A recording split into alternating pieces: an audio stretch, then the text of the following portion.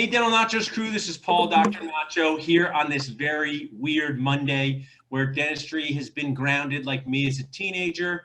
So while it is grounded and we're looking for stuff to do, I want you to JFO, which is just find out about ideas that can help you not only in your dentisting life, but in your personal life. And today I have a special guest on Talking Nachos with Dr. Nacho, Dayna Benn, who is an estate planning attorney, but more importantly, my friend, the moderator, plays with her children all the time. She's hysterical. She's funny. Her family's awesome. And she's going to share with us today estate planning tips, the fundamentals of estate planning.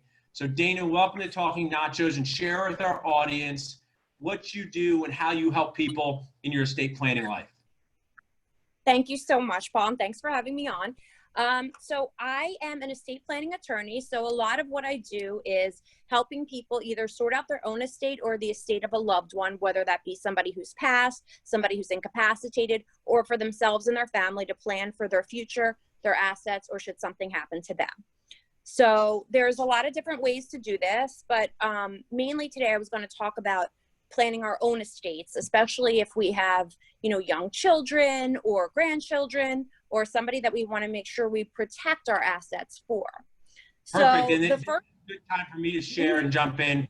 One of my phrases is everything that matters needs a system and everything matters. And I live my life every day not to annoy others. So when Mrs. Nacho and I, who happens to be one of your close friends, we're going on a trip to Mexico years ago after we had the first moderator, I said, you know what? I should get a will. I don't want to annoy anyone else if I am not here. So one of the reasons I did that years ago, and when I did that, the attorney, who was great and funny, he said, congratulations, you have a will. Not everyone has one, and this probably will be the only will you ever do, but at least you did this one. So I'm a big I'm a big fan of my first. We teach dentists buy their first practice, hire their first associate, place their first implant. So we're talking about these fundamentals of estate planning, and I love systems. So share with me this gather system that you talked about. So my gather system is 3 parts. First, gather your assets. What do you own? How much is it worth? What are your liabilities? And where are those things going when you die? Do you have any idea? Does it fall into your estate? Like many of us have IRAs. Do you have your beneficiary designations in place? Do you have life insurance? Where's that going? So you sort of want to make sure you have a list of everything that you have that's of value and where it's going to go or where you think it's going to go. Because you may end up that you look at all these assets and you have a nice sizable estate and you have no idea what's going to happen to half of it when you die. And a lot of times that also means you're not taking advantage of a lot of tax benefits. For example, with your IRA, you can roll a personal IRA into your own plan, whereas if it falls into your estate, you end up paying taxes on it. And there's a lot of things that go along with that you lose a lot of advantages. What I would share is, so that's a first great gather assets. And Dennis, Dayna, we talk about treatment plans for our patients, and you're really helping people treatment plan life. So first gather is gather assets. What's the next one? Right. So the next one is gather your choices. Who's going to manage these assets should something happen to you? Who would you like to be the guardians of your children? Who would you like to be the guardian of your estate, your executor? If you set up a trust under your will for your children because they're minors, who will manage that money for their benefit? Is it the same person who's going to manage the person of your child that will also be managing the finances of your child? Also, if you need power of attorney documents, healthcare powers, financial power of attorney, who would you want to be your agent to make decisions? You should have a primary pick, and you should always have at least one backup. Gotcha. That's important to know. So we have gather assets, gather choices. This is important type stuff. And what's the third gather piece here? The third is gather your wishes. What do you want to happen with these things? So now you know what you have, you know who's going to manage it, but what do you want them to do with it?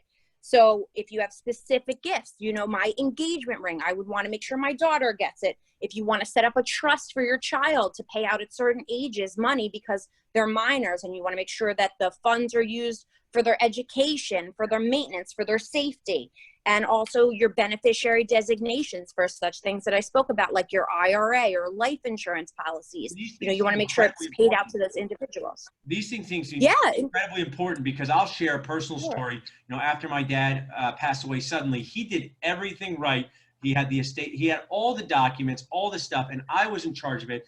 And it was like a part-time / full-time job for me. Sure. I can only have imagined if things were not set in order. With them set in order, challenging. And when you're talking to our Dental Nachos audience, and I encourage you guys to think about, not even think, to make a will. You have the time now. We have 24 hours a day, 22 hours of Netflix, half hour of working on your will, because it's going to help you. It's a set it and forget it thing, because dentists have business.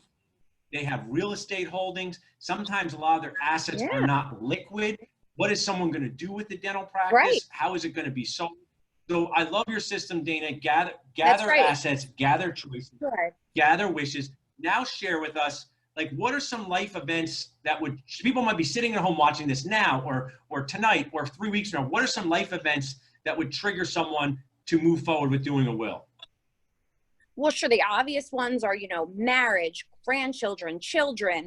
I mean, especially with children, if you think about it, if you and your wife go on vacation, like you said, to Mexico, and God forbid something happens to you both, it would be up to a court to adjudicate and decide who's going to be the guardian of your children. And then you leave them with a bunch of money that has really no direction. Right. And so who's managing that would really be the person you want.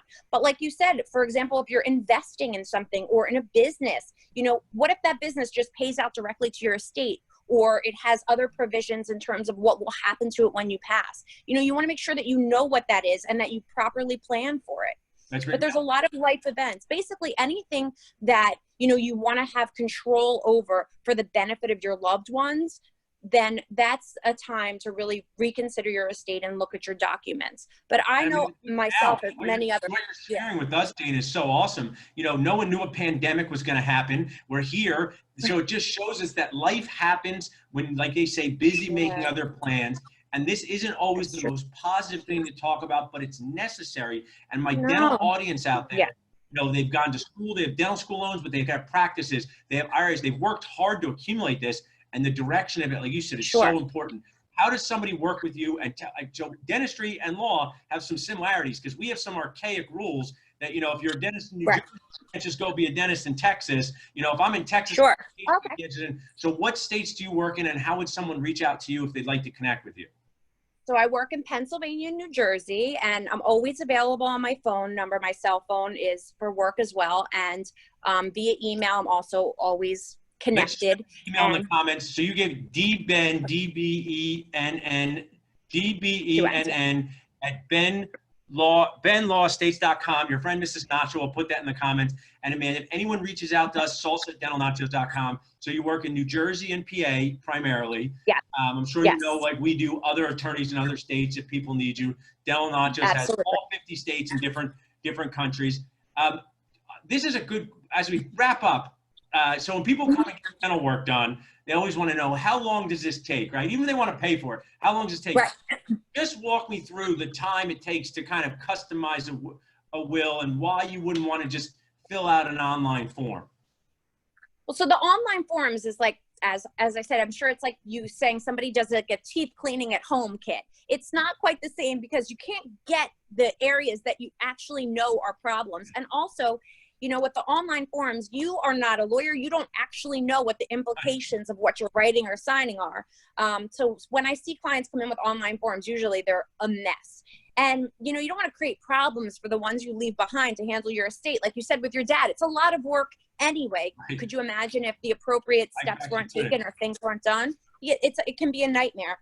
So, it just depends versus time on the type of assets you have and the things that you need to be evaluated, and your wishes. Some people are more interested in the tax implications.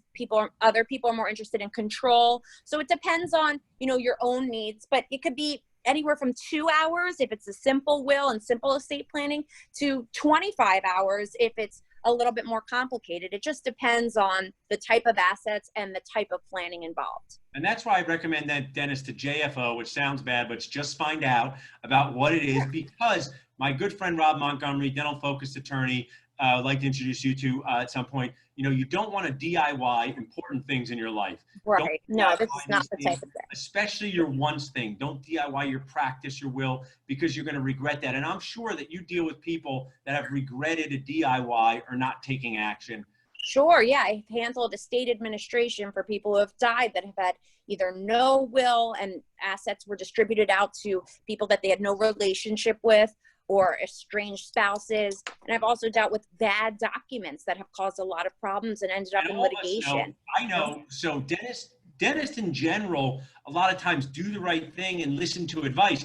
So just in my journey through life from 24 to 42, like I get a random insurance policy, life insurance policy when I'm 26, because I think it's a good idea. I never change beneficiaries. This happens. So it's just a good time to get this in order. Thanks for being on with us, Dayna. Reach out to Dayna.